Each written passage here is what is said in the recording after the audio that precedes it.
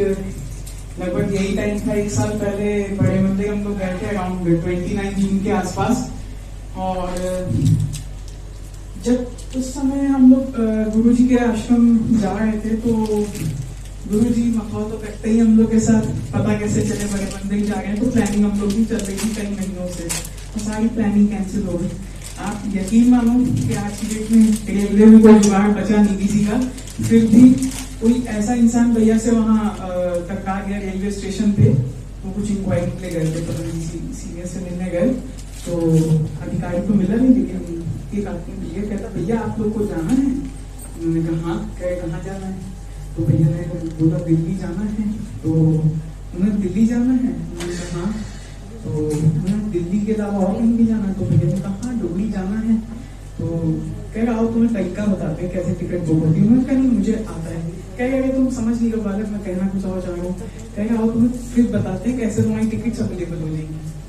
आप सोचिए कि वो ऐसा टाइम था पिछले साल की, मतलब टिकट्स अवेलेबल नहीं थी, फिर भी उसने जो ट्रिप बताई उससे टिकट्स अवेलेबल दिखा रही थी वेटिंग लिस्ट के अलावा।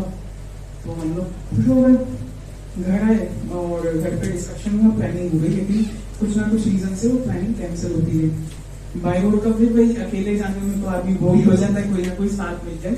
तो कजन के साथ बना और हम लोग का जो जाने का टाइम था वो अराउंड 11 AM या 12 नून का था, पर फिर भी वो 2-2:30 बजे तक इतना डाइसी। मैंने भैया गुरु जी जाना है तो लेके आज जाओ, आज के बाद मैं नहीं बोलूंगा, फिर आप जानो, आपका काम जाना है, मैं खुद से नहीं बोलूंगा कि मुझे जाना है, फिर आपकी है, मैं नाराज हो जाऊंगा। गुरु जी माफ करें, लेकिन उस ड्यूरेशन में जो अप्रैल की बात है, मतलब अप्रैल मई के आसपास से ये हो रहा था कि जब मैं उठता था सुबह मॉर्निंग में तो मेरी चीख बहुत निकलती थी। मेरा जो राइट वाला टो था ना, उसके मिड सेक्शन में ऐसे हड्डी चटकती थी, मेरी चीखें निकलने लगता था जैसे हड्डी टूट गई है, और मैं बहुत चीखता था। मेरे से आधा घंटे तक सीधे पैर चला नहीं जाता था। डॉक्टरों ने कहा शूज चेंज कर लो, शू लेसेस ढीली बांध लो, वॉकिंग कर लो, ये कर लो, वो कर लो। फिजियोथेरेपिस्ट कुछ बताए, कोई कह रहा है ये इंजरी कुछ नहीं है ना, हड्डी का कोई मामला है, हल्का फुल्का पेन होगा, दवाई खा लो, ये कर लो, वो कर लो, पता नहीं क्या था। तो जून में जब बड़े मंदिर गए तो अगले दिन, एक दिन तो पहले बड़े मंदिर में दर्शन करे, अगले दिन हम लोग बंगला साहब गए। तो वहां पे जो है प्रसाद में हम लोग ने कड़ा प्रसाद लिया, और लंगर के लिए भैया बड़े जिसमें कि लंगर करे ना करें, क्योंकि वापसी भी सेम डे थी और था मंडे का दिन। लेकिन गुरु जी का लालच सबको होता है, मेरा था गुरु जी मुझे तो फिर से बड़े मंदिर होकर ही जाना। तो जीजू मेरे कहते हैं कि नहीं कोई दिक्कत नहीं है, तुम बड़े मंदिर तो कल हो गए हो, आज बस बंगला साहिब के दर्शन करो, कहीं चले जाओ, गुरु जी का मन में विश्वास हो जाएगा। तो मैंने गुरु जी को आंख मारी, मैंने कहा भाई जुगाड़ लगाओ। मन में था कि मुझे, मैं तो नहीं ऐसे, मेरा तो मैंने कहा भूख नहीं मिट रही मुझे, तो फिर मत्था टेकना आपके आगे, तब जाऊंगा लखनऊ। तो गुरु जी ने सारी प्लानिंग चेंज कर दी। आप सोचो 12:30-1 बजे हम लोग, तो जैसे कहते हैं ना, आप किसी चीज को मन से चाहो तो सारी कायनात जुड़ जाती है मिलाने में।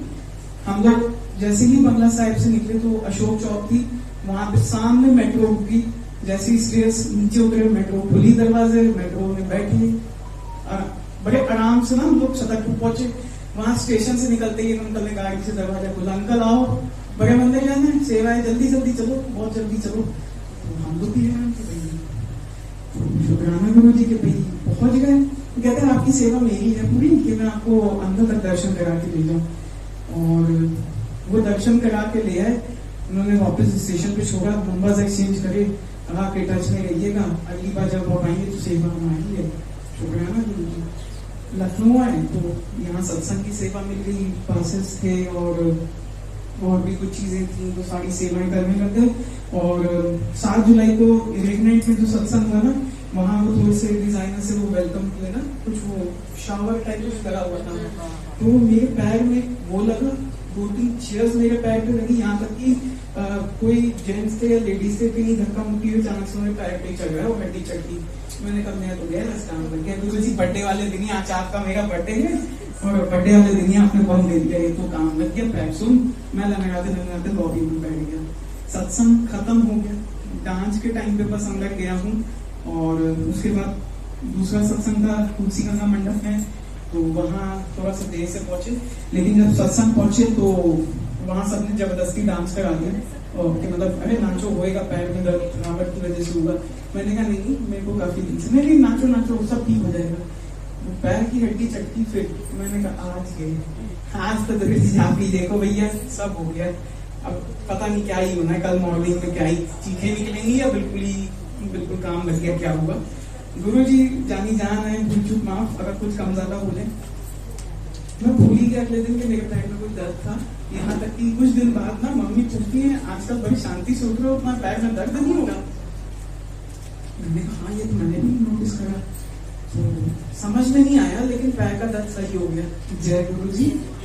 हुआ क्या, कुछ दिन पहले एक आंटी आई, मन में देखिए हम लोग सवाल तो होते हैं ना, कभी हम कह भी पाते, कभी कुछ होता है ना छुप छुप के प्यार करने वाली बात, तो गुरु जी के साथ वही था, छुप छुप के दिमाग तो चल ही रहा था गुरु जी ये हुआ क्या उनके साथ।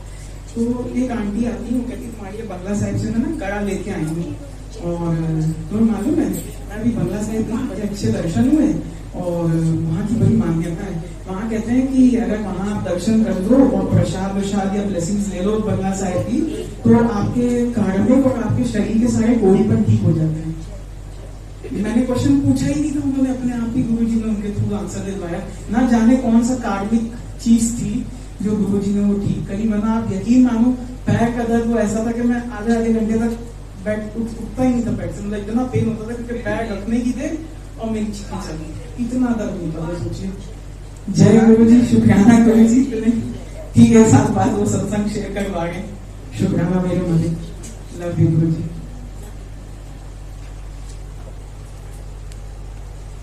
और किसी का